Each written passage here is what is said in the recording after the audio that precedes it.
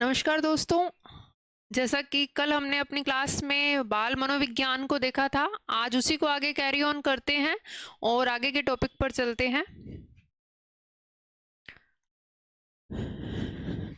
बाल मनोविज्ञान के बाद कि बालक क्या है, मनोविज्ञान उसके लिए क्यों जरूरी है, कल हमने पूरी डिटेल इसके बारे में देखी थी। आगे अब देखते हैं कि जो बच्चे पूरी तरह से इन चीजों को समझ नहीं पाते तो वो कुछ अपराध की प्रवृत्ति की ओर चले जाते हैं, तो उसको काउंट किया जाता है बाल अपराध। तो आज हम उसी को देखेंगे कि बाल अपराध से आप क्या समझते हो और बाल अपराध के कारण क्या क्या हैं। इसी कॉन्सेप्ट को आज हम डिटेल के अंदर देखते हैं।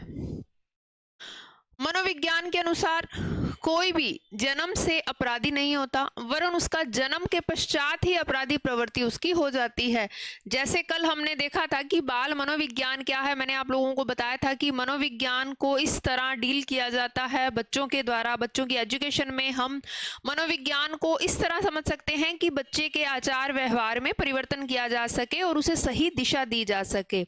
लेकिन अगर सही दिशा ना दे पाए तो बच्चे अपराध की ओर अग्रसर हो जाते हैं, तो वही बाल अपराध। अब 18 साल से कम आयु के बालक हैं, अगर उसके अंदर अपराध की ओर अग्रसर होंगे तो वो बाल अपराधी कहे जाएंगे। तो कोई भी जन्म से तो होगा ही नहीं अपराधी। अपराधी कब बनेगा? जब यहाँ पर बालक का समायोजन नहीं हो पाएगा। किस चीज से समायोजन नहीं होगा? हमने मनोविज्ञान को आपको बताया, मनोविज्ञान के अंतर्गत हमने वातावरण को देखा था। अब वातावरण से अगर बालक समायोजन नहीं कर पाएगा, बालक परिस्थितियों के साथ समायोजन नहीं कर पाएगा, तो वो कहीं ना कहीं अपराधी प्रवृत्ति की ओर चला जाएगा और कहीं ना कहीं उसके अंदर कुसमायोजन, जिसको हम बोलते हैं, समायोजन नहीं हो पाना मतलब कुसमायोजन, बुरा एडजस्टमेंट, कहीं उसकी संगति इस तरह पड़ गई कि बालक गलत चीजें सीख बैठा और गलत चीजें सीखने के बाद वो आपराधिक प्रवृत्ति की ओर आ गया। तो जन्म से तो होते ही नहीं, जब वो समायोजन नहीं हो पा रहा तो अपराधी प्रवृत्ति हो जाती है। जो व्यक्ति प्रौढ़ावस्था में प्रवेश कर चुके हैं और सामाजिक नियमों कानूनों के विरुद्ध कार्य करते हैं, उसे तो अपराधी माना जाता है। देखो, एक बाल्यावस्था 18 साल से अबव अगर चला गया बालक, अभी वो प्रौढ़ावस्था के अंदर आ गया, किशोरावस्था के अंदर आ गया, युवावस्था के अंदर आ गया, तब अगर वो अपराध करता है तो हमारा जो कॉन्स्टिट्यूशन है, हमारे संविधान के अकॉर्डिंग जो नियम बनाए गए हैं उसके अकॉर्डिंग उसे अपराधी घोषित कर दिया जाएगा। लेकिन अगर बालक है, बाल्यावस्था के अंदर है, वो अभी उत्तर बाल्यावस्था के अंदर तक चल रहा है, तो उस अवस्था के अंतर्गत बालक को बाल अपराधी माना जाएगा। उनके लिए अलग नियम कानून लागू होते हैं, तो उसे अपराध माना जाता है। और यदि इस कार्य को परिपक्व बालक के द्वारा किया जाता है तो उसे हम बाल अपराध कहते हैं। मतलब 18 साल से कम एज के बालक अगर उस अपराध को करते हैं तो वो बाल अपराधी कहे जाते हैं। प्रोफेसर बर्ट हैं, उन्होंने एक इनकी डेफिनेशन दी है कि उस बालक को अपराधी कहते हैं जिसकी समाज विरोधी प्रवृत्तियां इतनी गंभीर हो जाती हैं कि उसके प्रति सरकारी कार्यवाही आवश्यक हो जाती है। देखो, बाल अपराधी, छोटी सी चोरी कर लेना, घर में छोटी मोटी चीज चुरा लेना, वो अपराधी प्रवृत्ति के अंदर नहीं आएगा, वो अपराधी प्रवृत्ति की शुरुआत है। लेकिन ये अपराध इतना एक लिमिट तक बढ़ जाए कि उसके बाद कानून का हमें सहारा लेना पड़े, तो उसके अंतर्गत जो जो चीजें अप्लाई की जाएंगी, जो जो कानून अप्लाई किए जाएंगे, वहां पर उसको बाल अपराधी घोषित कर दिया जाएगा। अलग अलग संस्थाएं बनी हुई हैं, इनको सुधारने के लिए भी अलग अलग संस्थाएं हैं। जैसे पोस्टल संस्थाओं को अपने देखेंगे आगे कि किन के द्वारा इन्हें सुधारा भी जा सकता है। बाल सुधार गृह होते हैं जिनके द्वारा बच्चों को हस्तकलाएं सिखाई जाती हैं ताकि बालक अपराधी ना बने। तो हमने अभी तो बाल अपराधी होते क्या हैं उनके बारे में देखना है। न्यूमेर ने भी अपनी एक डेफिनेशन दी कि बाल अपराध का अर्थ समाज विरोधी व्यवहार का कोई प्रकार है जो कि व्यक्तिगत सामाजिक विघटन उत्पन्न करता है। सबसे इंपॉर्टेंट और सबसे अच्छी डेफिनेशन दी है न्यूमेर ने। न्यूमेर ने सीधी सीधी बात कह दी कि ऐसा व्यवहार जो समाज विरोधी हो, समाज के अंदर कोई ना कोई प्रॉब्लम क्रिएट कर रहा हो, समाज के विकास में बैरियर क्रिएट कर रहा हो, वो सारे के सारे व्यवहार अपराध के अंदर आएंगे। और अगर वो 18 साल से कम का बालक कर रहा है तो वो बाल अपराधी कहलाएगा। अपने बाल अपराधियों के ऊपर सबसे पहले अध्ययन की बात करें, ये बाल अपराध वर्ड आया, किसने इसका अध्ययन किया? तो बाल अपराध के ऊपर सबसे पहला अध्ययन लोम्ब्रेसो ने किया था। इस बात को आप ध्यान रखना, क्योंकि सबसे पहले अध्ययन करने वाले व्यक्ति यही थे बाल अपराध के ऊपर। तो लोम्ब्रेसो का नाम याद रखना। तो बाल अपराध के ऊपर सबसे पहले अध्ययन करने का श्रेय इन्हीं को ही जाता है। हालांकि अपने बाल अपराध पूरा टॉपिक करेंगे, लेकिन वो कहते हैं ना, किसी चीज का जनक पता होना चाहिए कि सबसे पहले अध्ययन किसने किया। तो उसके बारे में हमने सबसे पहले इस चीज को जानना जरूरी है कि लोम्ब्रेसो ऐसे विद्वान थे जिन्होंने बाल अपराध के बारे में अध्ययन किया। अब बाल अपराध किन किन रीजन से होता है, क्या क्या कारण है, क्या क्या ऐसी स्थितियां आ जाती हैं जिसकी वजह से बाल अपराध हो जाता है। तो मेनली इनके कारण देखते हैं। तो 5 भागों में इनको हमने बांटा है। पहला वंशानुक्रम कारण, मतलब जन्म से, जीन्स के इफेक्ट से।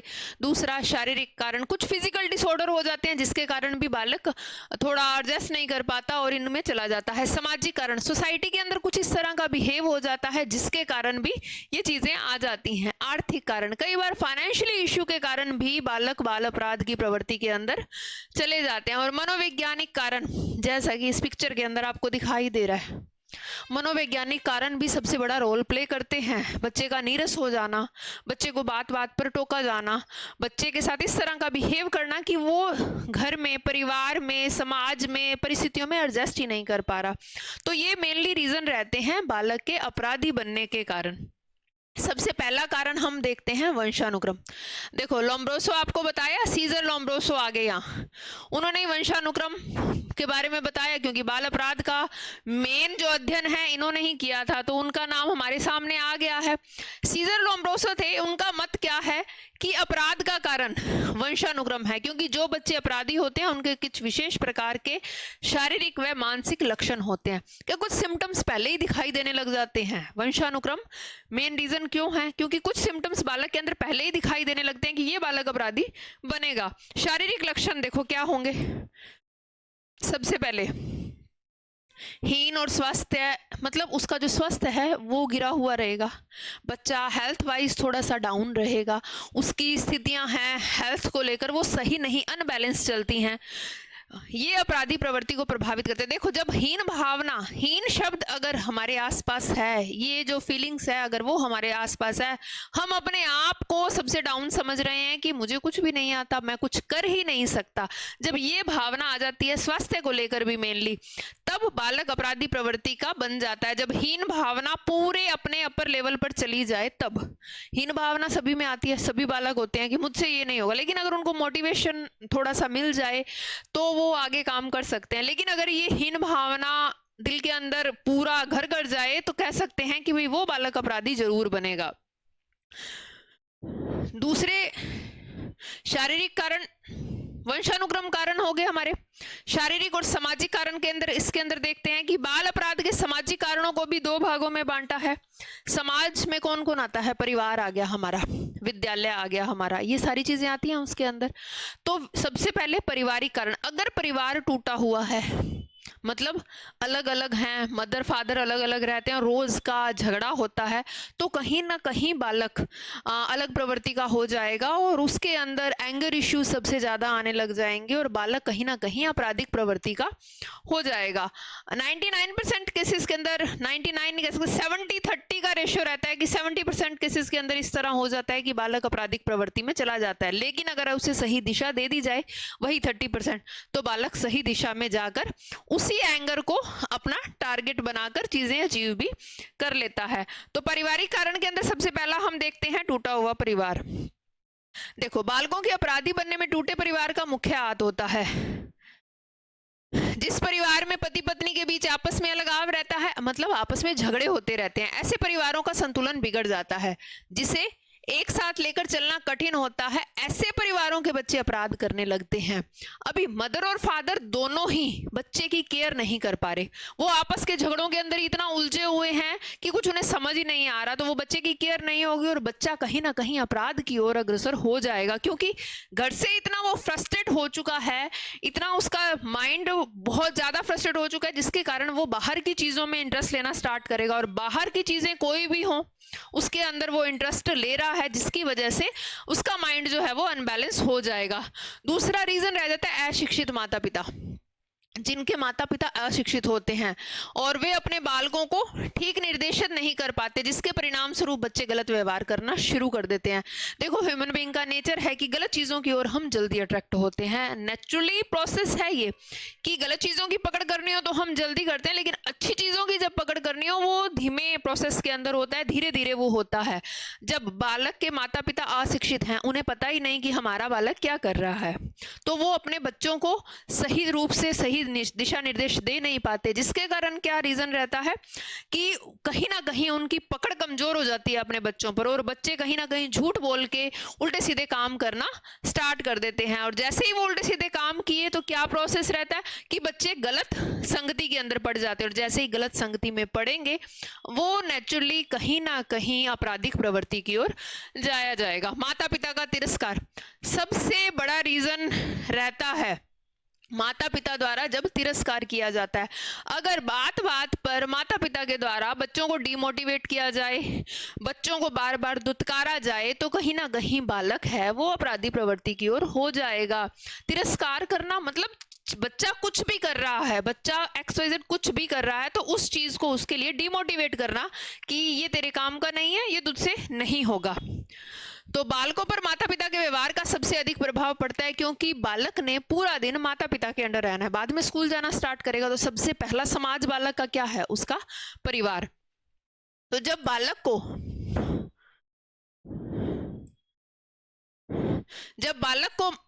माता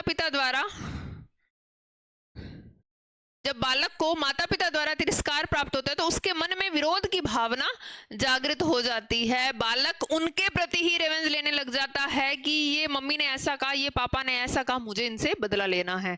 और जैसे जैसे उन चीजों के प्रति वो चीजें हावी होने लग जाती हैं तो बालक अपराध की ओर अग्रसर हो जाता है।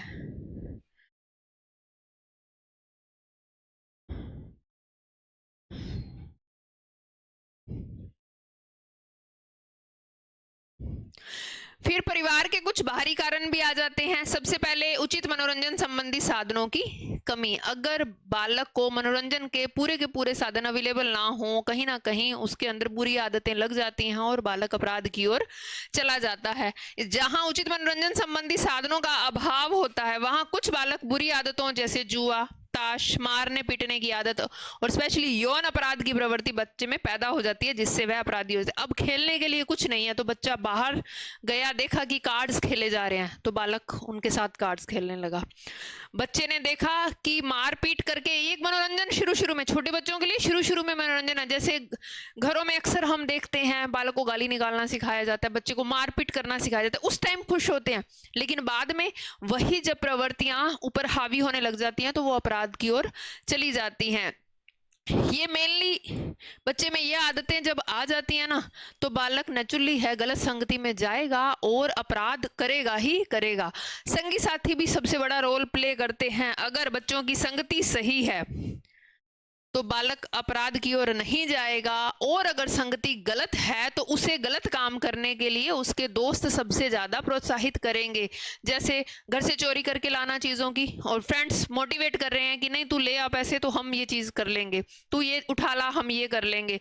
माँ बाप से झूठ बोलना, घर से पैसों को चोरी करना, अगर संगति अगर सही है तो अगर वो कुछ कभी ऐसा गलत काम कर रहा है तो उसे रोक दिया जाएगा, और अगर संगति गलत है तो बच्चा ऐसा कुछ काम नहीं भी कर रहा तो उसे बार बार कहा जाएगा कि तू इन चीजों को कर, काफी इंटरेस्ट लिया जाएगा। जैसे आजकल ड्रग्स का ट्रेंड चल रहा है कि बहुत ज्यादा बच्चे ड्रग्स लेते हैं, छोटी छोटी एज के अंदर बच्चे ड्रग्स लेते हैं, तो अब संगति अगर ऐसी पड़ गई है कि एक दोस्त है वो ड्रग्स एडिक्ट है और वो ड्रग्स ले रहा है, कुछ नशा कर रहा है, तो वो अपने दोस्तों को कहते हैं नहीं एक बार करके देख, नहीं एक बार करके देख, और बच्चे ने उस चीज को एक बार ट्राई किया, अब बालक बार बार उस चीज को कॉपी करेगा और धीरे धीरे कहीं ना कहीं उन चीजों को अचीव करने के लिए बालक अपराध करेगा ही करेगा। ये बहुत सारे हमने तरीके देखे कि क्या क्या रीजन बन रहे हैं बाल अपराध के। वंशानुक्रम देखा कि जन्मजात बच्चे कुछ जैसे अगर हीन भावना के अंदर है या कोई अंग भंग है बच्चे का तो बालक डिमोटिवेटिव रहता है और अपराध की ओर जाता है। शारीरिक कारण भी देखे हमने, सामाजिक कारण देखे, पारिवारिक कारण देखे, तो ये बहुत सारे रीजन देखे हमने जिसकी वजह से बालक अपराध की ओर जा रहा है। इसके बाद हमने देखा कि अशिक्षित माता पिता हैं या परिवार टूटा हुआ है तब भी बालक अपराध की ओर जा रहा है। अगर पेरेंट्स बार बार तिरस्कार कर रहे हैं बच्चे का तब भी बालक अपराध की ओर जा रहा है। कुछ बाहरी कारण भी हम लोगों ने देखे कि मनोरंजन के साधनों का अभाव है या बुरी संगति है तब भी बालक अपराध की ओर जा सकता है। अभी अपराध की ओर तो जा रहा है लेकिन इसे रोकें कैसे? तो इसकी रोकथाम के लिए कुछ उपाय बताए गए हैं हमारे सामने, उसको देखते हैं। सबसे 3 मेनली साधन है। पहला, माता पिता के द्वारा अगर उसका उपचार कर दिया जाए, फिर सरकार के द्वारा, गवर्नमेंट मानसिक चिकित्सकों द्वारा, कोई भी साइकोलॉजिस्ट है उसके द्वारा बच्चे को उपचार किया जा सकता है। अब बालक का जब इस आपराधिक प्रवृत्ति के अंदर आ जाता है तो वो इतना डिमोटिवेट हो जाता है, वो किसी से कोई बात भी शेयर नहीं कर सकता, किसी को कुछ बता भी नहीं सकता कि वो किस इमोशनली अनबैलेंस के अंदर क्रॉस हो रहा है, वो कहाँ पर है, किस स्थिति के अंदर है, तो वो कुछ बता नहीं सकता। कुछ इसी तरह की सिचुएशन देखो बालक की हो जाती है जैसे आप यहाँ पर देख रहे हो। अभी सभी तरफ से गलत संगति है वो उसके ऊपर अटैक कर रही है, पारिवारिक कारण है वो उसके ऊपर अटैक कर रहे हैं, सामाजिक कारण है, आर्थिक कारण है, वो सारे उसके ऊपर अटैक कर रहे हैं और बालक इतना डिमोटिवेट हो गया है उससे कि उसे बाहर निकलने का रास्ता नहीं दिखाई दे रहा। तो हम कुछ उपाय यूज कर सकते हैं जिसके द्वारा बालक को ऐसी परिस्थितियों से बाहर हम निकाल सकते हैं। माता पिता क्या ऐसा उपाय करें जिसके द्वारा बालक इन परिस्थितियों के अंदर ना जाए? सबसे पहला, अपने बच्चों के प्रति माता पिता का व्यवहार कड़ा ना हो, मतलब सख्त ना हो, इतना ज्यादा भी सख्त ना हो कि बच्चा बात बताने से ही डर जाए। बच्चे के साथ थोड़ा बहुत अनुशासन रखो लेकिन इतना अनुशासन ही हो कि बच्चा आपसे बात कर सके। जब बच्चा आपसे बात ही नहीं कर पा रहा तो बच्चा अपनी प्रॉब्लम कैसे आपको बताएगा, और प्रॉब्लम नहीं बताएगा तो किसी और का सहारा लेगा। अगर किसी और का सहारा लिया उसने, अगर वो सही पर्सन है तो बच्चा बाहर निकल जाएगा, लेकिन अगर वो कुछ गलत पर्सन हुआ, अगर वो गलत संगति में खुद ही हुआ तो उस बालक को वहां से निकालने की बजाय उस दलदल में वो और डाल देगा। तो इसलिए माता पिता को चाहिए कि बच्चा अगर गलती भी करता है तो उन चीजों के लिए थोड़ा सा पोलाइट होकर उनका सोल्यूशन ढूंढे, ना कि उसके ऊपर एकदम स्ट्रिक्ट होकर और उसे क्या घर से बाहर निकाल देंगे। घर से बाहर निकालोगे तो बच्चा अपने आप भटक जाएगा और कोई सोल्यूशन नहीं है। बच्चे से प्यार से हमें डील करना होगा, अगर प्यार से डील किया जाता है तो बालक सही रास्ते पर आ जाएगा। फिर बालकों की रुचि के अनुसार सहानुभूति प्रदान करना। बच्चे जिस लाइन के अंदर आजकल देखा जाता है, अपने इधर बड़े बड़े शहरों के अंदर जाते हैं, बड़े बड़े इंस्टीट्यूट देखते हैं तो बालक के ऊपर इतना प्रेशर होता है स्टडी का कि सुसाइड केस हम सुनते हैं आज में कि बालक ने इसने सुसाइड कर लिया क्योंकि कुछ मार्क्स कम आ गए, ये रीजन रहता है। तो वो भी एक तरह का अपराध ही है। तो बालकों की रुचि के अनुसार उनको सहानुभूति प्रदान करना। अगर बच्चे से 100% की आप उम्मीद करोगे, अगर बालक आपकी उम्मीद के अनुसार 99, 98, 97 और इवन द 95 यहाँ तक भी पहुंच गया ना तो आपके लिए वो बहुत बड़ी अचीवमेंट है। तो अगर बच्चे के ऊपर इतना प्रेशर किया जाए कि 100 आउट ऑफ 100 ही लाने हैं तो बालक कहीं ना कहीं भटक जाएगा और उस डर के कारण ही वो कुछ ना कुछ क्राइम कर लेगा। तो पेरेंट्स को चाहिए कि उन्हीं के अनुकूल सहानुभूति उनको प्रदान करें, उनको मोटिवेट करना जरूरी है। अगर बालक को मोटिवेट नहीं किया जाता तो बालक कहीं ना कहीं आपराधिक प्रवृत्ति का हो जाएगा। निर्दयता के व्यवहार में कमी। अब 24 घंटे डंडा लेकर हाथ में उठा के रखो और बालक को कि भाई तूने अगर ये नहीं किया तो तेरी पिटाई होगी, तूने अगर ये नहीं किया तो तुझे घर से निकाल दिया जाएगा, तू यहाँ पर इन चीजों को अचीव नहीं किया तो तेरे साथ ये कर दिया जाएगा। तो इतनी अगर निर्दयता रखी जाएगी तो बालक कभी भी अपने इमोशन को एक्सप्रेस नहीं कर पाएगा। और जब बालक ने अपने इमोशन एक्सप्रेस नहीं किए तो ऑब्वियसली बालक अंदर ही अंदर उस चीज को लेकर घुटता रहेगा और जैसे वो घुटता जाएगा और कहीं ना किसी आपराधिक व्यवहार की ओर वो चला जाएगा, किसी ना किसी नेगेटिव थॉट की ओर वो चला जाएगा। आपसी गलतफहमियों को दूर करना। अभी पेरेंट्स को लगता है कि बच्चे मेरी बात नहीं मानते, बच्चों को लगता है पेरेंट्स हमारी बात नहीं मानते, तो ये जो मिसअंडरस्टैंडिंग है इसको दूर करना सबसे ज्यादा जरूरी है। अगर ये मिसअंडरस्टैंडिंग दूर रहती है तो बच्चों में, पेरेंट्स में आपस में एक बॉन्ड बना रहेगा, और जब तक वो बॉन्ड बना रहेगा बच्चे अपने पेरेंट्स के नजदीक रहेंगे और पेरेंट्स अपने बच्चों के नजदीक रहेंगे, जिससे क्या होगा, बच्चे कहीं भी भटकेंगे नहीं। फिर आता है माता पिता का पूर्ण उत्तरदायित्व निभाना। अभी पेरेंट्स का भी ड्यूटी बनता है कि बच्चों को वो समझे, ओनली बच्चों को ही एडजस्टमेंट नहीं करना, पेरेंट्स को भी एडजस्ट करना है बच्चों के साथ कि बच्चे चाहते क्या हैं, बच्चे किस प्रोफेशन में जाना चाहते हैं, बच्चे किस लाइन में जाना चाहते हैं, बच्चों का मेंटल लेवल क्या है, बच्चे क्या चाहते हैं आपसे।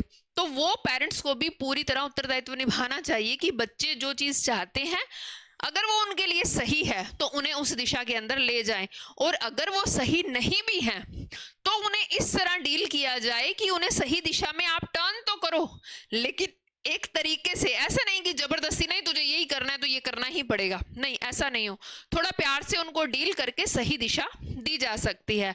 तो पेरेंट्स इस तरह के अगर उपाय अपनाएं तो बच्चे कहीं ना कहीं आपराधिक प्रवृत्ति से, और सबसे बड़ी चीज कहीं ना कहीं डीमोटिवेशन जो उन्हें मिलता है अपने अंदर से कि हम ये नहीं कर पाते, हीन भावना आ जाती है। तो आपराधिक प्रवृत्ति के बालक होते हैं ना, स्टार्टिंग में हीन भावना से ग्रसित होते हैं, वो अपनी इन हीन भावना को मिटाने के लिए ही वो अपराध करते हैं, ऐसे नहीं अपराध करते, वो अपनी इस हीन भावना को हटाने के लिए वो आपराधिक प्रवृत्ति की ओर जाते हैं। तो पेरेंट्स को चाहिए कि कुछ इन तरीकों को अपनाकर, कुछ ऐसी प्रवृत्तियों को अपनाकर बालकों को सही दिशा में वो ले आए। फिर सरकार ने भी कुछ उपाय बनाए। सबसे पहला किशोर न्यायालय, कोर्ट खोली गई। सर्वप्रथम 1899 ईस्वी में किशोर न्यायालय की स्थापना हुई। इसमें 13 वर्ष अपराधियों का, 13 वर्ष के बच्चे जो हैं उन ऐसे अपराधियों का, मतलब जो बाल अपराधी हैं 13 वर्ष से कम आयु के हैं, उनका न्याय होता था। उनके जस्टिस के लिए ये संस्था खोली गई, किशोर न्यायालय स्थापित किए गए कि भाई उनकी भी सुनवाई हो, पता चले कि क्राइम क्यों किया है, बकायदा एडवोकेट होंगे तो वो आपस में डिस्कशन करेंगे और एक सही जस्टिस किया जाएगा, सही न्याय किया जाएगा। तो ये किशोर न्यायालय खोले गए। प्रोबेशन,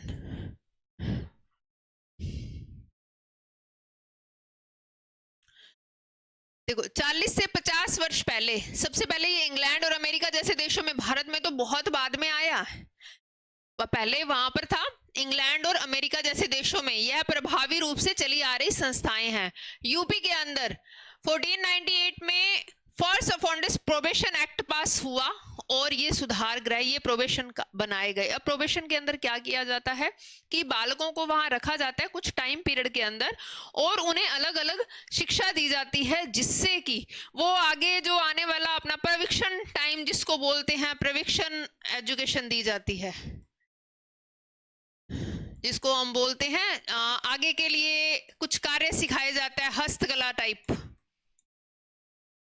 और उन्हें मोटिवेट किया जाता है, बच्चों को समझाया जाता है कि किस तरह हमें आगे का जीवन अपना सुधार करना है। ठीक है, पहले जो क्राइम हो गया, हमसे जो अपराध हो गया, ठीक है, कोई प्रॉब्लम नहीं है, लेकिन उन्हें इस तरह डील किया जाता है कि उन्हें पनिशमेंट के रूप में कुछ काम सिखाया जाता है, ताकि जैसे ही वो इस प्रोबेशन पीरियड से बाहर आए, जैसे ही वहां से बाहर आए तो बाहर सोसाइटी के अंदर रहकर उन आपराधिक प्रवृत्तियों को छोड़कर वो खुद का कोई काम कर सकें, खुद की इनकम रिसोर्स कर सकें। तो उन्हें ये चीजें सिखाई जाती हैं। सुधार गृह बनाए जाते हैं, या जिसको हम बोलते हैं सुधार विद्यालय, किशोर सुधार गृह और वयस्क सुधार गृह।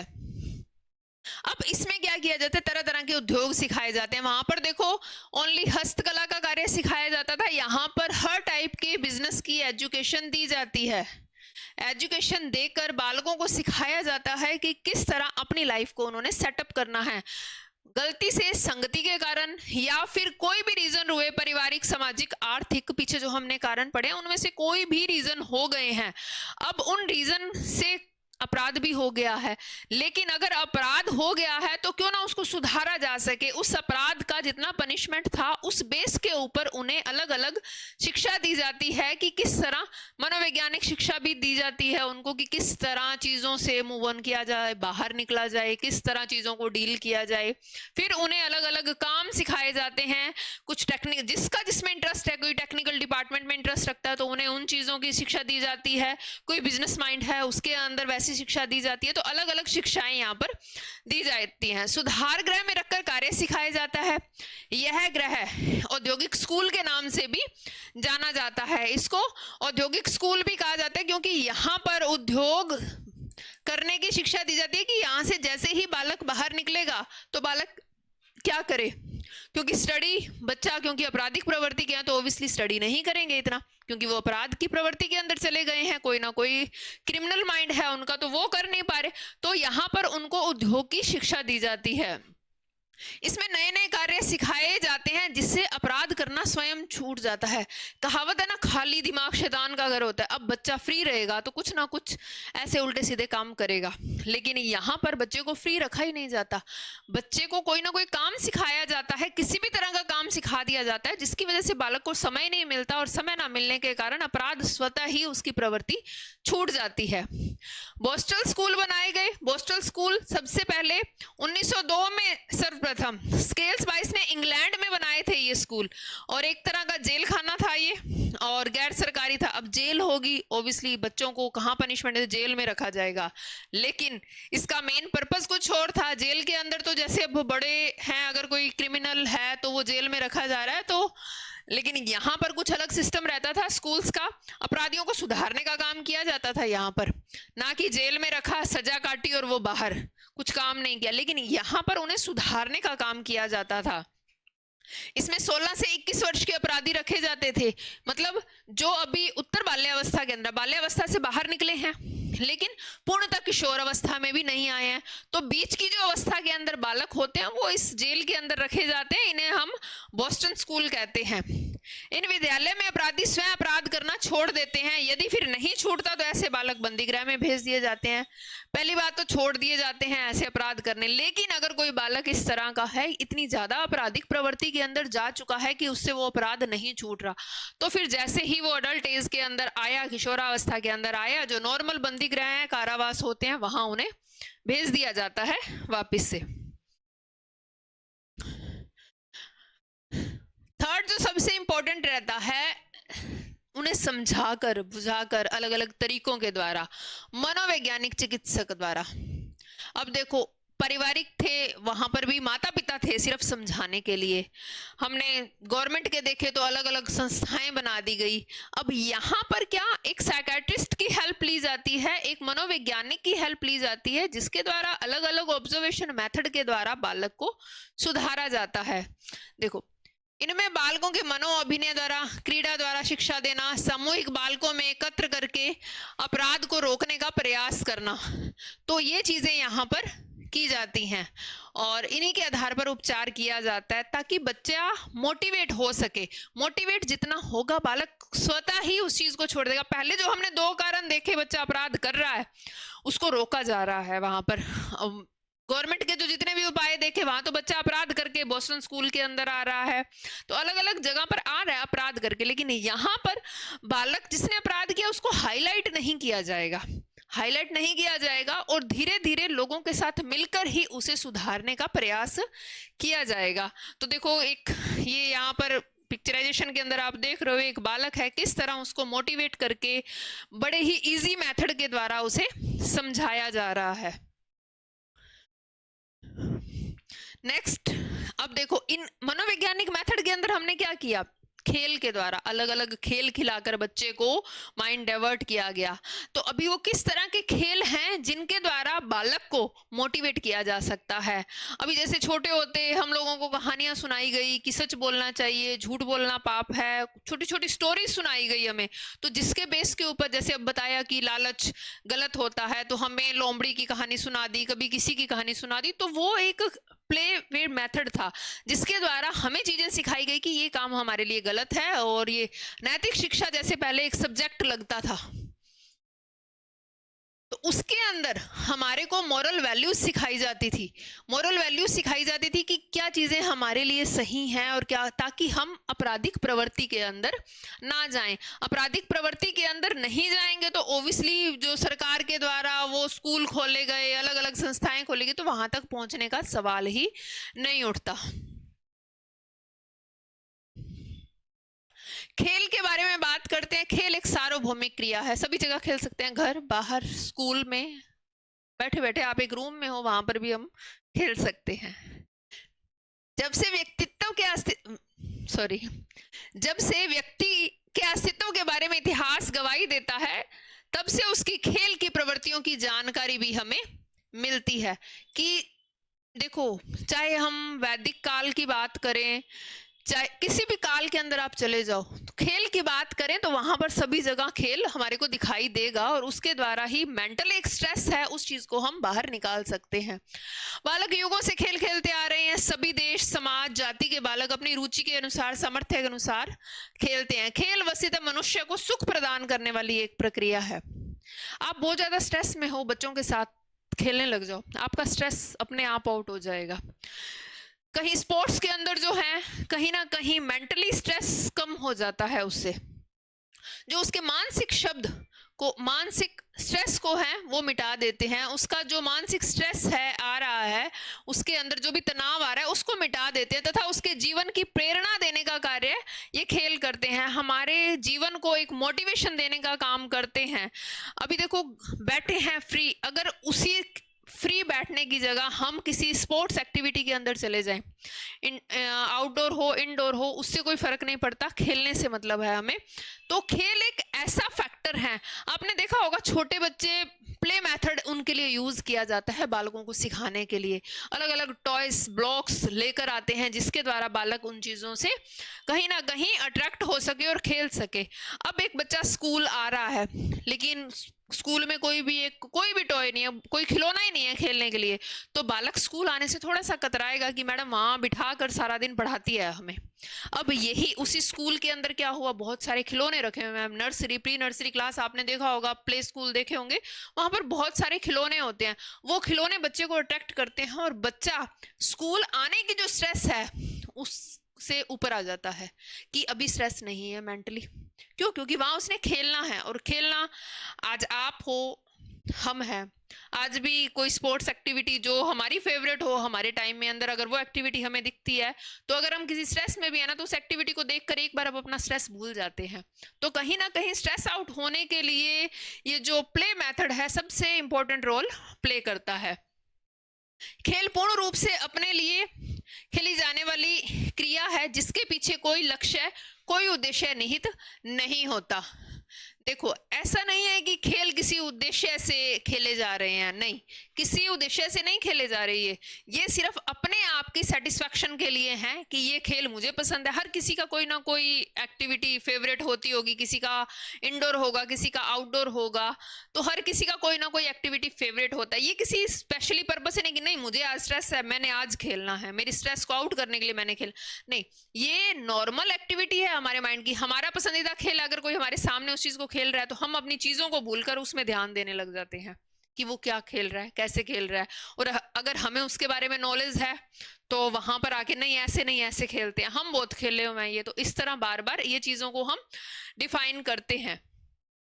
बालक खेल बार बार खेलते। अब देखो, खेल एक ऐसी चीज है जिसको खेलकर हम बोर नहीं होते। एक ही गेम हम रोज खेल सकते हैं क्योंकि वो मेरा फेवरेट है, तो मैं उसे रोज खेल सकती हूँ, मैं उसे खेलते खेलते बोर नहीं होंगी। तो बच्चों के साथ भी ऐसा ही है। शाम 5 बजे बच्चे के माइंड में सेट है कि हम सभी इकट्ठे होंगे और हम लोगों ने खेलना है। तो क्या कोई उसका उद्देश्य है क्या? नहीं, बस खेलना है, कोई उद्देश्य नहीं है। हर काम हम किसी, जैसे बात स्टडी कर रहे हैं तो किसी उद्देश्य के लिए कि हमें ये एग्जाम क्लियर करना है, क्या खेल खेल कर कोई एग्जाम क्लियर होगा क्या? नहीं। एक मेंटली रिलैक्सेशन का है वो पार्ट, एक पीस का एक पार्ट है। हमारे को मेंटल एक कहीं ना कहीं शांति मिलती है उन चीजों से, हम स्ट्रेस फ्री हो जाते हैं। बाकी सारी चीजें एक साइड है, लेकिन एक खेलना, इन चीजों के बारे में जानना, वो एक अलग साइड रह जाता है। तो हर बार उससे आनंद ही प्राप्त होता है हमें। देखो, बालक एक ही खेल को बार बार खेलता है और हर बार खेलने से उसे एक पीस मिल रहा है, एक आनंद की अनुभूति हो रही है। जबकि कार्य के कोई भी रूप को बार बार अगर करें तो हमारे अंदर थकान आ जाती है, हम ऊब जाते हैं, और बालक को ये बालक का जैसे एक ही लेसन को मैं बार बार करवाऊं तो आप भी उब जाओगे, एक ही टॉपिक को मैं बार बार रिपीट करूं आप उब जाओगे। लेकिन अगर कोई गेम प्ले यहाँ पर चल रहा है और उस चीज को हम खेल रहे हैं तो आप डेली उस चीज को खेल लोगे, आप उससे उबोगे नहीं, आपकी थकान नहीं आएगी, मेंटली आप थकोगे नहीं। लेकिन खेल ऐसी चीज है जिसको इससे हम कभी नहीं थकते। लेकिन और कोई चीज, कोई भी एक्टिविटी आप पकड़ लो कि क्या उसको आप रूटीन में कर सकते हो, डेली करोगे, थक जाओगे, नहीं आज नहीं होता, ये थक चुके हम। एक किताब आपको दे दिया जाए कि पूरे साल आपको इस बुक को पढ़ना है और डेली की पढ़नी है, तो क्या डेली उस बुक को पढ़ पाओगे? नहीं पढ़ पाओगे, थक जाओगे कि आज नहीं पढ़ना मैंने इस बुक को। लेकिन अगर आप रूटीन के अंदर कोई गेम खेल रहे हो, डेली खेलते हो उससे, तो आप कभी भी उससे उबते नहीं है। तो प्लेइंग मेथड ही इस तरह का है जिससे आंतरिक आनंद आता है। एक ही क्रिया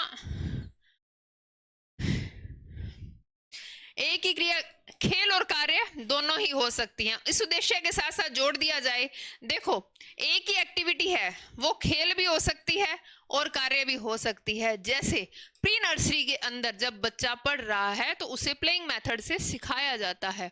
अब एक एक्टिविटी थी क्या कि उसको सिखाना है, हमारे को लर्निंग प्रोसेस उसको देना है, तो अब हमने क्या हेल्प ली, खेल की हेल्प ली। अब खेल के माध्यम से एक ही क्रिया, कौन सी क्रिया हमारी, हमारा लर्निंग प्रोसेस, बच्चे को सिखाना है। हमने सपोज करो अल्फाबेट ही सिखाने हैं, अब ब्लॉक ले आए अल्फाबेट्स के, बच्चे को कहा ए अल्फाबेट का ब्लॉक दो, बी अल्फाबेट का ब्लॉक दो, रोज बच्चे के साथ खेल रहे हैं और बच्चा क्या उस जो ब्लॉक है उसको हमारी साइड दे रहा है, ले रहा है हमसे, बच्चा जंप कर रहा है उनके ऊपर। तो ये लर्निंग का एक ही वर्क था, ये लर्निंग का हमारा एक ही था काम।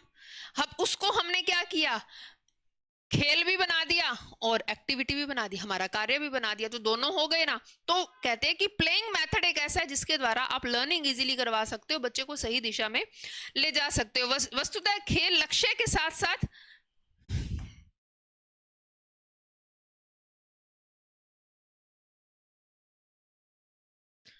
उससे क्या कह सकते हैं कि खेल लक्ष्य के साथ साथ परिणाम से भी जुड़ा हुआ होता है, उसे क्रिया स्वतंत्रता प्रदान की जा सकती है। हाँ देखो खेल का कोई पर्पज नहीं होता कि खेल किसी भी तरह से हम खेल सकते हैं, लेकिन अगर खेल को हम एक टर्न दें, एक मोड़ दे दें खेल को, और उस खेल को किस प्रोसेस से, लर्निंग प्रोसेस के साथ जोड़ दें, हम हमारे सीखने की प्रक्रिया के साथ जोड़ दें, तो उससे हमें रिजल्ट प्राप्त हो सकते हैं। जैसे प्ले स्कूल के अंदर बच्चे को अल्फाबेट्स का ओरल नॉलेज हो जाता है, तो हमने किसके द्वारा सिखाया, खेल के द्वारा सिखाया कि बच्चा A alphabet, B C D E पूरे अल्फाबेट्स बोल पा रहा है। क्यों? क्योंकि उसने प्लेइंग मेथड से सीखा। बच्चे को पोयम सिखाई जाती है, बच्चे को पोयम के अंदर काउंटिंग सिखा दी, 1 2 बक्कल माइशू, अब 1 और 2 बच्चे ने डिजिट सीख लिए, लेकिन किससे सीखे, प्लेइंग मेथड के द्वारा।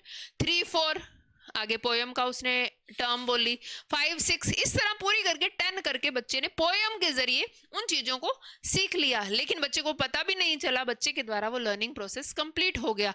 तो खेल लक्ष्य के साथ साथ कह सकते हैं कि परिणाम से जुड़ा हुआ होता है और उस क्रिया में स्वतंत्रता हमें प्रदान कर देता है। खेल और कार्य में अंतर क्या है, देखो अभी सारा कुछ बताया कि खेल क्या है और कार्य क्या है। कार्य किसी एक स्पेशल पर्पस के लिए काम किया जाएगा, लेकिन खेल खेलने में हमें स्वतः ही आनंद आता है। तो इन दोनों में डिफरेंस क्या है, थोड़ा सा अगर हमारे को शब्द मिल जाए तो इजीली हम उन चीजों को समझते हैं। सबसे पहले खेल एक लक्ष्य विहीन क्रिया है, मतलब खेल के लिए कोई एम नहीं है हमारा, खेलना है तो खेलना है क्योंकि उससे आनंद प्राप्त होता है हमें। लेकिन कार्य लक्ष्य से प्रेरित होते हैं, लक्ष्य की प्रेरणा होती है कार्य के अंदर, तभी वो काम करते हैं। मैं आज यहाँ क्यों कोई काम कर रही हूँ, मेरे लिए एक एम है कि मुझे ये सिलेबस पूरा करवाना है, तो मेरा ये एम है, ये लक्ष्य है, तो ये मेरा कार्य है। लेकिन खेल, क्या आप कोई गेम खेल रहे हैं तो क्या उसका कोई लक्ष्य है क्या? नहीं, गेम खेलना है क्योंकि आनंद आता है उसमें, क्योंकि एक आनंद की अनुभूति है उसके अंदर। तो दोनों चीजें डिफरेंट हैं, दोनों में अंतर है कि लक्ष्य विहीन क्रिया है जिसमें निहित तत्व केवल और केवल आनंद प्रदान करता है। हाँ, हम कार्य को खेल में कन्वर्ट कर सकते हैं, जैसे प्ले स्कूल के अंदर कन्वर्ट किया जाता है। कार्य है बच्चों को मैनर्स सिखाने, बच्चों को ओरल एजुकेशन देनी, हमारा कार्य है ये।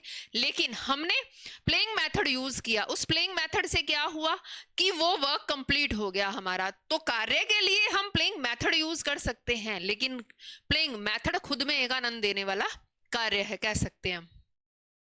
खेल बालक में नई स्फूर्ति प्रदान करता है। ऑब्वियसली जब खेलेंगे तो बहुत ज्यादा एक्टिव होते हैं और हमारा माइंड एकदम फ्रेश हो जाता है।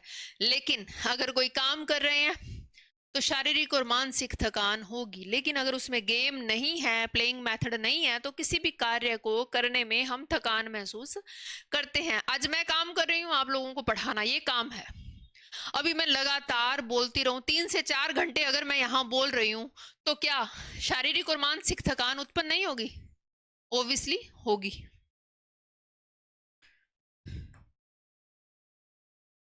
लेकिन अगर कोई गेम खेल रहे हैं तो उससे हम स्फूर्ति आ जाएगी। कहने का मतलब है कि एक ताजगी आ जाती है हमारे अंदर, हम एक फ्रेश हो जाते हैं, मेंटली फ्रेश फील करते हैं। देखो, खेल में समय की तथा कार्य पद्धति की परितंत्रता नहीं होती। अब खेल के अंदर बालक एकदम स्वतंत्र है कि वो कितनी देर खेलेगा, 10 मिनट खेल रहा है, 15 मिनट खेल रहा है, 20 मिनट खेल रहा है, उसके अंदर कोई लोड नहीं है। लेकिन जब कार्य है, कार्य कुछ नियम पद्धतियां करनी पड़ेंगी उसके लिए। जैसे अभी मैंने आप लोगों को पढ़ाना है तो मुझे फिक्स सिलेबस को ही पढ़ाना पड़ेगा, ये नहीं है कि मैं कुछ भी पढ़ा दूं। अभी खेल रहे हैं तो खेल किसी भी तरीके से हम खेल लेंगे।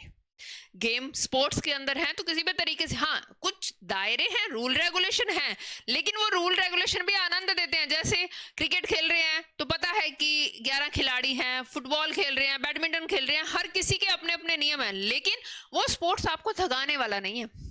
अभी उसी स्पोर्ट्स को अगर आप अर्निंग बेस पे कर रहे हो कि आपको खेलना ही खेलना है, तो वो आपके लिए कार्य बन जाएगा, वो आपके लिए कार्य बन जाएगा।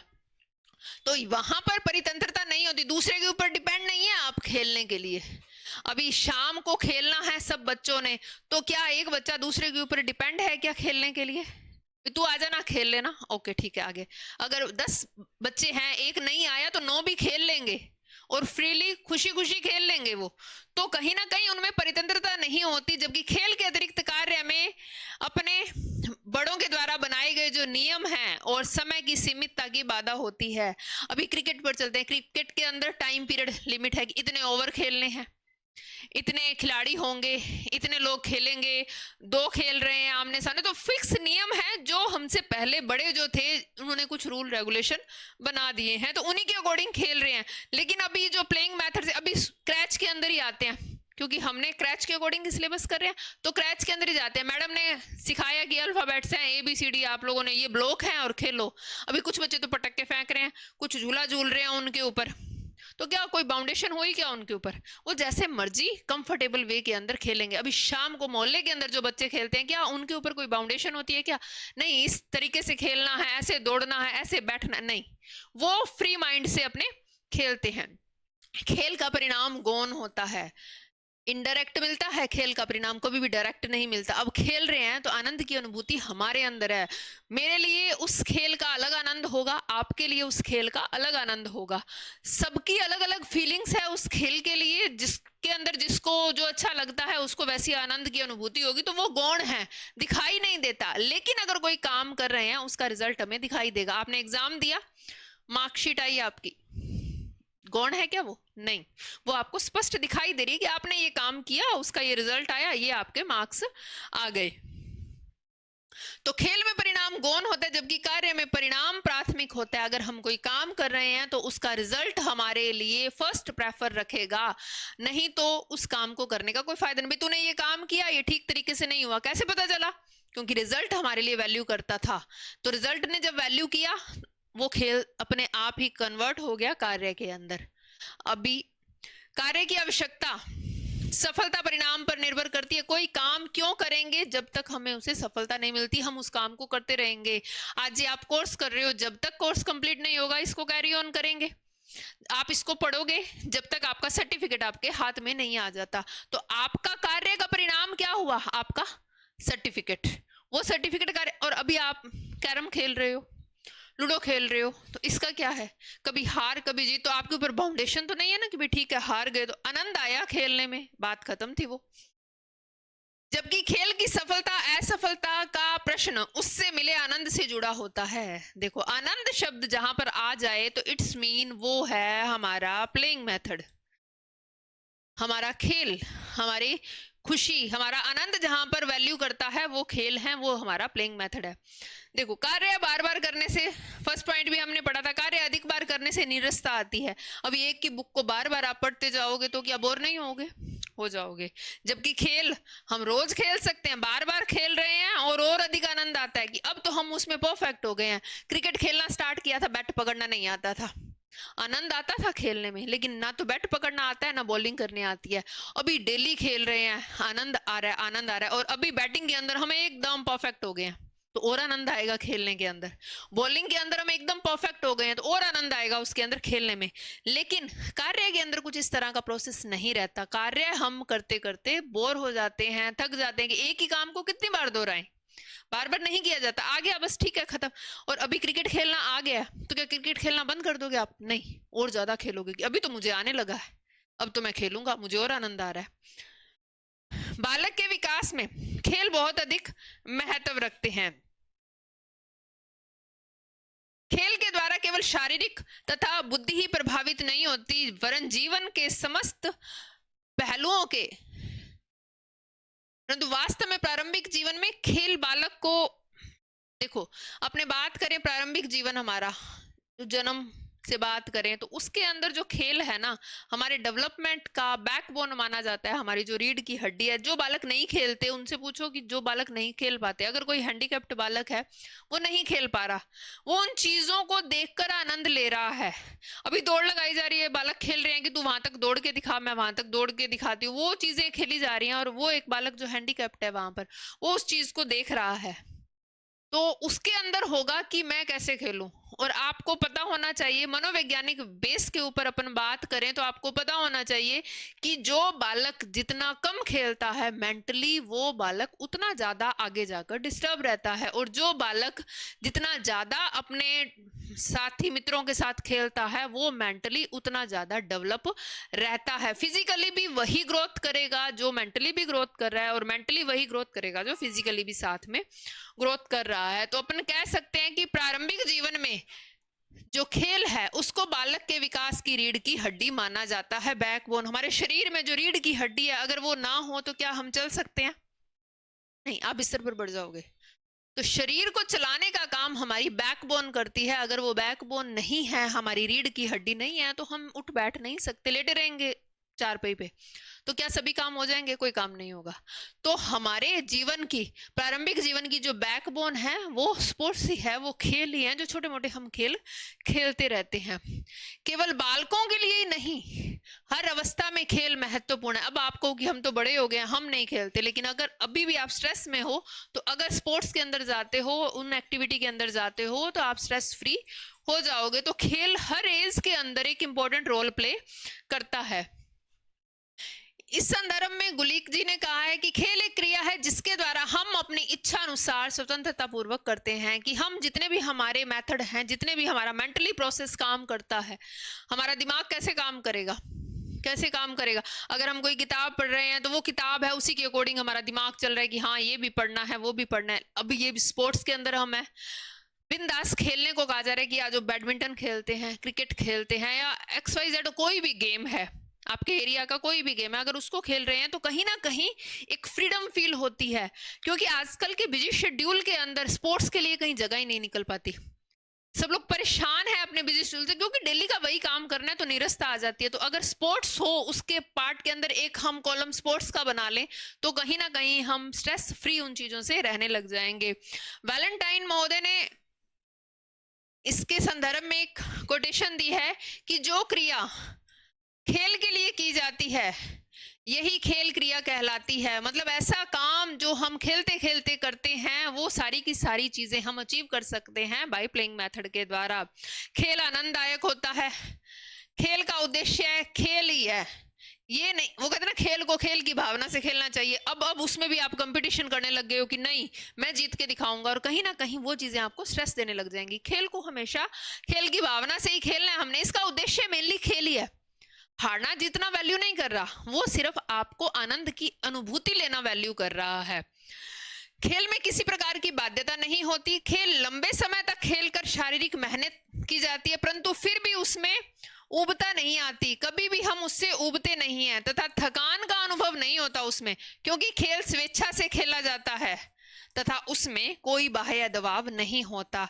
आज आप जॉब कर रहे हो या किसी भी फील्ड के अंदर हो, आप पढ़ रहे हो, स्टूडेंट हो, जैसे भी आप लगातार रूटीन में आपका जो शेड्यूल है उसके अंदर एक स्पोर्ट्स का 1 घंटा आप अलग निकाल रहे हो कि हमने खेलना है। वो जो 1 घंटा है ना, पूरे दिन की स्ट्रेस को आउट कर देगा। पूरे दिन का जो स्ट्रेस है ना, उससे आप फ्री हो जाओगे। अभी वो स्वेच्छा से खेला था, ये नहीं कि अब आपके ऊपर बाउंडेशन ये है कि 1 घंटा खेलना ही है, नहीं, वो आपका चॉइस है। और उस चॉइस को आप 1 से 1.5 घंटा कन्वर्ट कर लोगे। क्यों? क्योंकि वो जो 1 घंटा है आपको स्ट्रेस फ्री कर रहा है, आपको मेंटली थकान से साइड में लेकर जा रहा है, आपको एक सुकून मिल रहा है, आपको एक आनंद मिल रहा है। तो खेल खेल की भावना से खेलना है। वैलेंटाइन सीधा सीधा बोल रहे हैं कि खेल किस तरह खेलना है। जो क्रिया खेल के लिए की जाती है वो खेल क्रिया है। खेल आनंददायक होता है। खेल का उद्देश्य सिर्फ खेल ही है, कोई काम नहीं है। खेल का उद्देश्य ओनली खेल ही है। खेल में किसी प्रकार की बाध्यता नहीं होती, कोई बाउंडेशन नहीं है कि भाई नहीं खेलना ही है। खेल लंबे समय तक खेल कर भी शारीरिक मेहनत कर लेते हैं, हम लंबे समय से खेल रहे हैं लेकिन फिर भी वो मेहनत कर लेंगे और उससे हम ऊबते भी नहीं है। किसी काम में आप शारीरिक मेहनत करते हो तो वहां से ऊब जाओगे, नहीं आज रेस्ट चाहिए, आज काम नहीं करूंगी मैं, होता है ऐसा। लेकिन आप स्पोर्ट्स के अंदर हो तो वहां पर कभी भी ऊबता नहीं आएगी और थकान का अनुभव तो कभी होता ही नहीं है। और खेल हमेशा स्वेच्छा से खेला जाता है। जब बाउंडेशन आ जाए, देखो यहां पर मैंने कहा आनंददायक होता है और खेल ही है इसका उद्देश्य। यहां पर बाध्यता नहीं होती। अब बाध्यता नहीं होती तो ऑब्वियसली कैसे खेला जाएगा? स्वेच्छा से, अपनी इच्छा से खेला जाएगा। और उसमें कोई बाह्य दबाव नहीं है, प्रेशर नहीं है कि ये खेलना ही है आपने। तो इस प्रकार वैलेंटाइन ने पूरे खेल का जो मेथड है उसको बहुत अच्छे से कॉन्सेप्ट को क्लियर कर दिया है।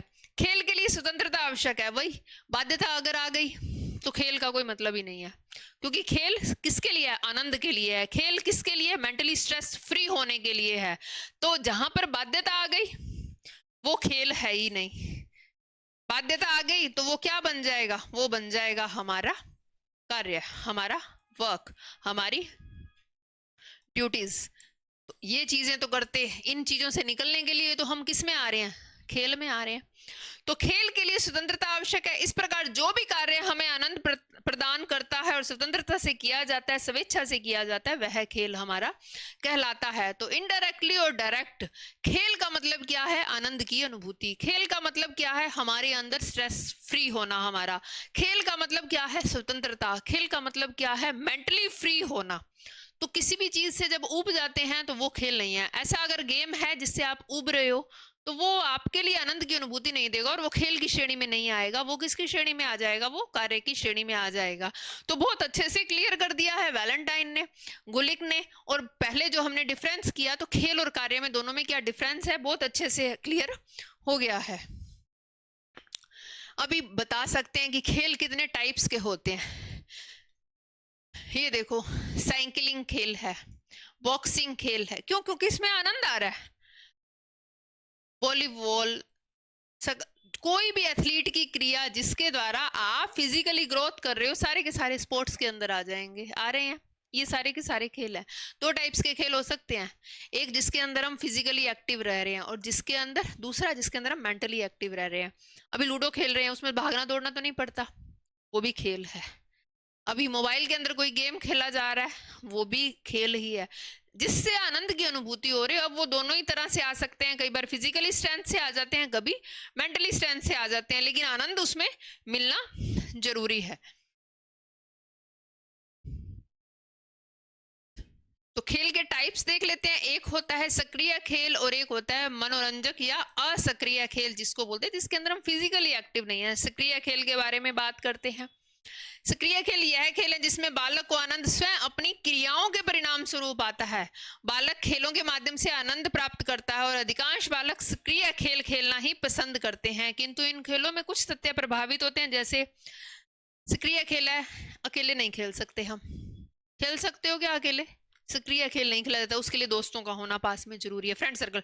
अब लूडो है वो तो आप कंप्यूटर से भी खेल लोगे ना। चेस है वो आप कंप्यूटर से भी खेल लोगे। तो वहां पर साथियों का होना जरूरी है। लेकिन जो एक्टिविटी वाले खेल हैं, जैसे ये आपको पिक्चराइजेशन में, यहाँ पर आप अकेले क्या खेलोगे? क्या बैडमिंटन अकेले खेल सकते हो? क्रिकेट अकेले खेल सकते हो? कुश्ती अकेले कर सकते हो?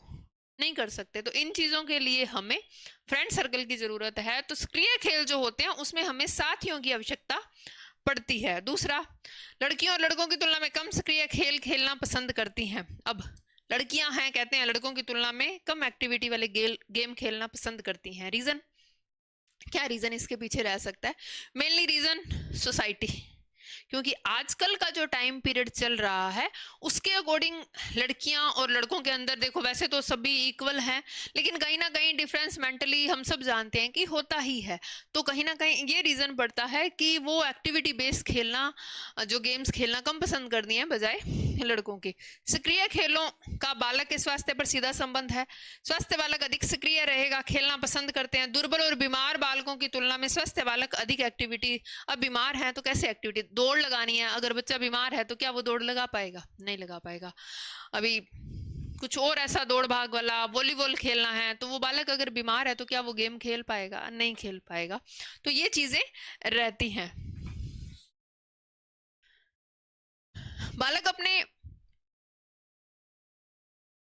बालक का वातावरण भी सक्रिय खेल के प्रकार को प्रभावित करता है। उसका वातावरण किस तरह का? अब बालक एक ऐसी कॉलोनी में रहता है जहां पर खेलने के लिए मैदान ही नहीं है, पार्क ही नहीं है, तो बालक घर के अंदर बैठ के ही खेलेगा, तो सक्रिय खेल नहीं खेल पाएगा। तो बालक का जो आसपास का वातावरण है वो भी इस चीज को इफेक्ट करता है कि बालक किस तरह के गेम खेलेगा। और सक्रिय खेलों का बालक की बुद्धिमत्ता पर भी प्रभावित करते हैं। ऑब्वियसली बाहर अगर बच्चा एक्टिविटी बेस्ड गेम खेल रहा है तो मेंटली शार्प होगा ही होगा वो, और सारा दिन मोबाइल के गेम खेल रहा है तो वो कहीं ना कहीं मेंटली थोड़ा डाउन हो जाएगा। ये प्रैक्टिकली प्रूवन है बातें। अधिकांश यह खेल खेल उपकरणों के बिना नहीं खेले जा सकते। अतः जिन बच्चों के पास खेल के साधन ही नहीं होते तो वो इस एक्टिविटी, अभी बैडमिंटन खेलना है, बैडमिंटन ही नहीं है, शटल ही नहीं है, तो कैसे खेला जा सकता है? क्रिकेट खेलना है, बैट नहीं है, विकेट नहीं है, बॉल नहीं है, तो क्या खेला जा सकता है? नहीं।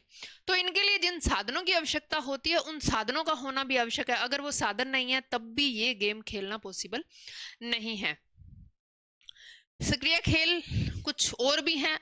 सबसे पहला कल्पनात्मक खेल। अभी खेल हैं जो वो अभी बाकी खेल अपने कल देखेंगे कि कौन कौन से टाइप के खेल होते हैं, नेक्स्ट क्लास में उसके बारे में डिस्कस करेंगे। तब तक के लिए अलविदा।